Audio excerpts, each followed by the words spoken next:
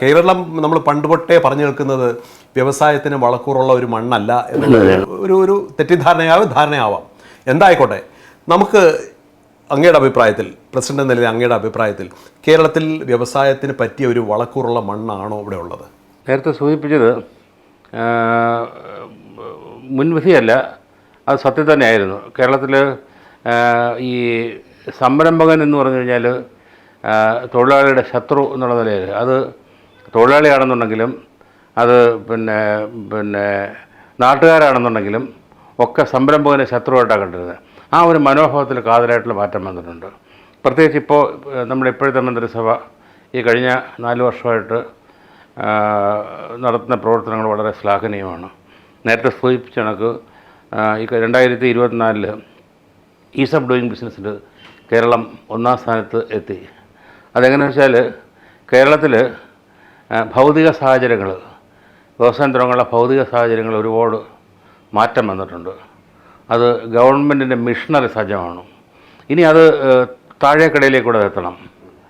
ഇപ്പോൾ ഒരു top level ഇപ്പോൾ 3 തലമായിട്ട് തിരിക്കുകയാണെന്നുണ്ടെങ്കിൽ അത് 1ാം തലത്തിൽ, ഇപ്പോൾ നമ്മളിപ്പം റിസർവ് ബാങ്കിലൊക്കെ ഒരു മീറ്റിംഗ് പോകുമ്പോഴത്തേക്ക് ഒരു ജില്ലയുടെ ഒരു സംസ്ഥാനത്തിൻ്റെയോ MSMEയുടെ പുരോഗതിയായിട്ട് ബന്ധപ്പെട്ട് അവർ നടത്തുന്ന റിവ്യൂ ഒക്കെ കാണുമ്പോൾ നമുക്ക് വളരെ അതിശയം തോന്നിക്കും.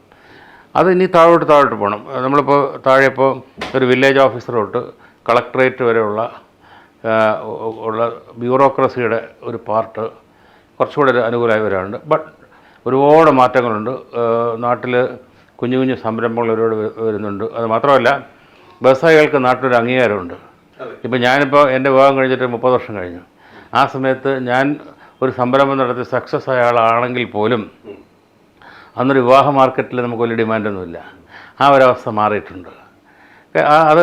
അതൊരു ഫിനോമിനയാണ്. ഇപ്പം നമ്മുടെ നാട്ടിൽ ഇപ്പം ചെക്ക് പോസ്റ്റ്, വാണിജ്യ നികുതി ചെക്ക് പോസ്റ്റ് ഇല്ലാതായത് എന്തുകൊണ്ടാണ്? അതൊരു സിസ്റ്റം വന്നു. അപ്പോൾ 2 തരത്തിലാണ് ദേശീയ തലത്തിൽ ഒരു മാറ്റം വന്നതാണ് കേരളത്തിൽ പ്രതിഫലിച്ചത്. ആ പരിഷ്കാരങ്ങൾ ഒപ്പം നമ്മുടെ ഭരണാധികാരികളുടെ മനോഭാവത്തിലുള്ള മാറ്റം.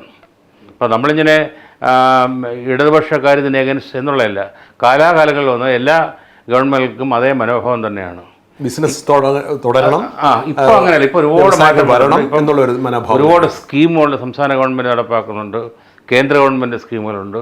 ഇപ്പോൾ തന്നെ നിലവിലുള്ള വ്യവസായങ്ങൾക്ക് വേണ്ടിയിട്ട് മിഷൻ 1000 എന്ന് പറഞ്ഞിട്ടൊരു സ്കീം ഇൻട്രൊഡ്യൂസ് ചെയ്തിട്ടുണ്ട്. അത് ടേൺ ഓവർ ബൂസ്റ്റ് ആണ്.